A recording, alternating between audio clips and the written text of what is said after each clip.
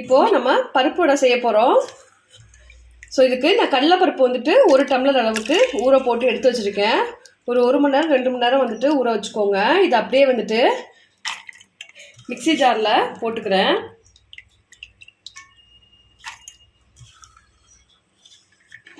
இப்போ கடலைப்பருப்பு சேர்த்ததுக்கப்புறம் கொஞ்சமாக சோம்பு சேர்த்துருக்கேன்.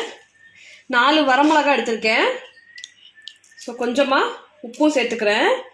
ஸோ பூண்டு வந்து நீங்கள் இதிலே சேர்த்து அரைச்சிக்கலாம். அப்படி இல்லைன்னா நீங்கள் சின்ன சின்னதாக அரைஞ்சி சேர்த்துக்கலாம். நான் வந்து சின்ன சின்னதாக அரைஞ்சி வச்சுருக்கேன். ஸோ அதனால் இதை மட்டும் வந்துட்டு அப்படியே அரைச்சி எடுத்துக்கலாம். ரொம்ப வந்துட்டு சாஃப்டாக அரைக்கக்கூடாது, கொஞ்சம் குறகுறப்பாக அரைச்சி எடுத்துக்கோங்க. இப்போது அரைச்சி வச்சுருக்க இந்த பருப்பு இதை நான் அப்படியே சேர்த்துக்கிறேன் பாத்திரத்தில். இது நல்லா வந்துட்டு நமக்கு குறகுறப்பாக இருக்கணும், ரொம்ப அரைச்சிக்க வேண்டாம். இதோட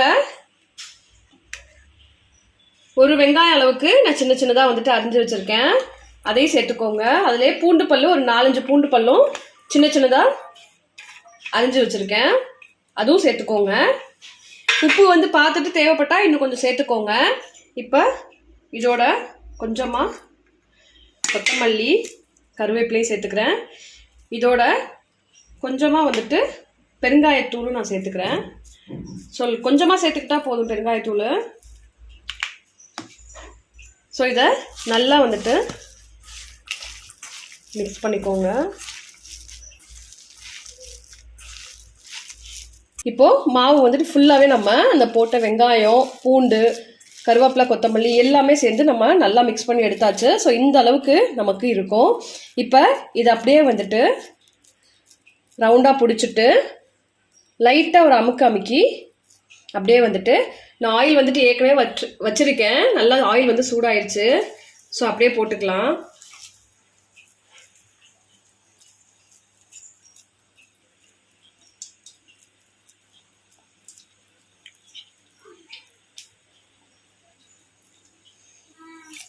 இது நம்ம அடுப்பு வந்துட்டு ரொம்ப பெருசாக வைக்கணும் இல்லை, ஏன்னா உள்ள நமக்கு வேகணும். கொஞ்சம் மீடியமில் வச்சு நம்ம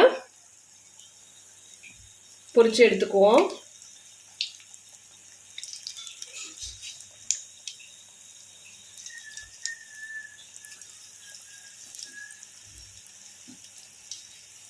ஒரு சைடு குக் ஆனதுக்கப்புறம் ஸோ இன்னொரு சைடும் நல்லா திருப்பி போட்டுட்டு சிம்மில் வச்சு எடுங்க.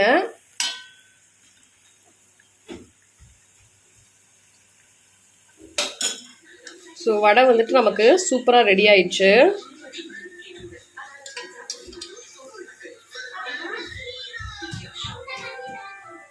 சுட சுட சூப்பராக வந்துட்டு மசால் வடை ரெடி ஆயிடுச்சு.